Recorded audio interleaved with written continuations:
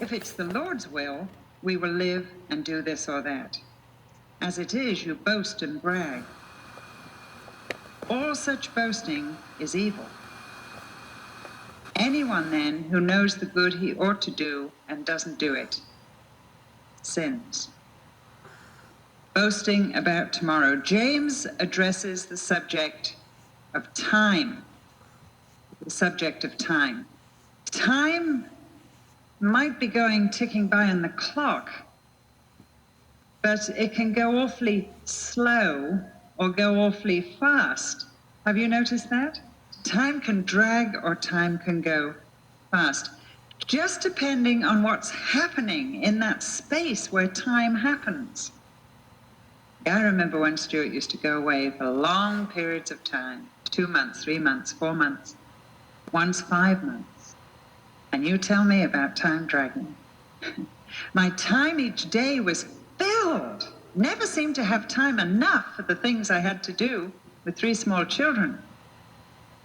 But oh, did those evenings ever drag. And didn't that 4 and 5 months seem to never end? And yet when Stuart was home for 3 or 4 or 5 months, they just went like that. It's a funny thing. It all depends what's happening in the time. Now, the minute trap can be set with presumption cheese. Presumption cheese says, I have all the time in the world.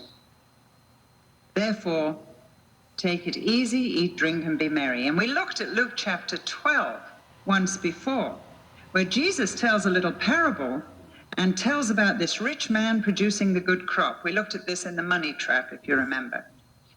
And the man said, this is what I'll do. I'll tear down my barns and build bigger ones, and there I'll store all my grain and my goods. And I'll say to myself, you've plenty of good things laid up for many years. Take life easy, eat, drink, and be merry. But God said to him, you fool, this very night your soul will be demanded from you. Then who will get what you've prepared for yourself?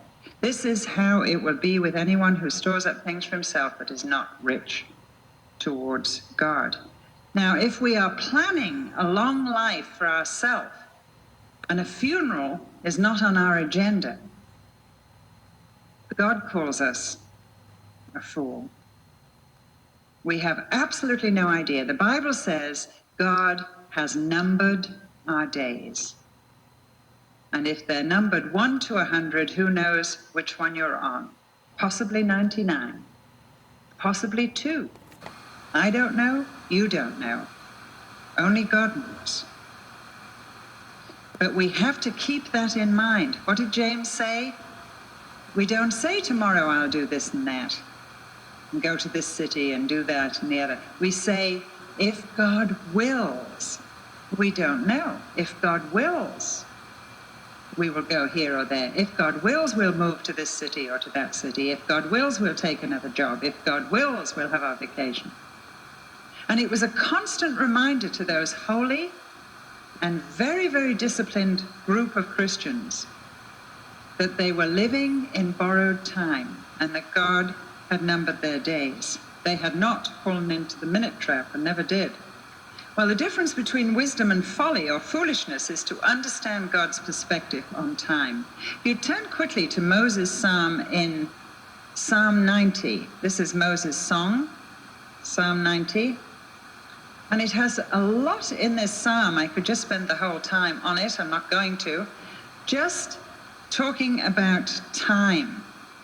It's a prayer of Moses, who'd lived a very long life, longer than you or I know, are going to live. He died at about 120, and it said his eye wasn't dim, and he was in the best of health, and God just took him like he took Elijah up to heaven. So he'd lived a very long life, and he was yet conscious of his mortality. He was conscious that God was eternal and lived in eternity, that we live in time, and time was temporal. He says that 1,000 years are like a day to God, and a day is like 1,000 years. He gets into his thought patterns during this psalm. And in verse 10, he says, the length of our days is 70 years, or 80 if we have the strength. Yet their span is but trouble and sorrow, for they quickly pass and we fly away. Well, he exceeded the normal lifespan. You know, before the flood, people, the antediluvians, they lived an awful long time. They lived hundreds and hundreds of years.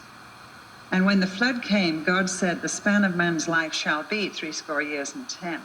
And man began to live a normal lifespan, which we know today is 70 years. Now, it's taken all these years of scientific help to get us to live a little bit longer. In fact, I was reading an article the other day, something about if you walk every day 45 minutes, you can add so many minutes onto your life. And I sort of figured it all out, and it meant about a week and a half. Oh, gosh, is that worth it? You know, just to and that's probably going to be in a nursing home. You know, you'll probably be glad to go a week and a half early, I would think. So it's an incredible thing we have in our society at the moment. We're all trying to do this, that, and the other to make sure we live a week and a half longer. Well, in the end, you know, give or take a week and a half, it's 70 years. A few here and a few there. And Moses, of course, outlived that. But he was sensitive to the fact that God numbers our days. God numbers our days. Psalm 139 says this, all the days ordained for you are written in his book. All the days ordained. Only God knows how many days. And on the top of every single day of your life and my life, which is a clean page, there is a number written. Day, number, whatever. And whatever we do with our life is like a pencil. And we write all over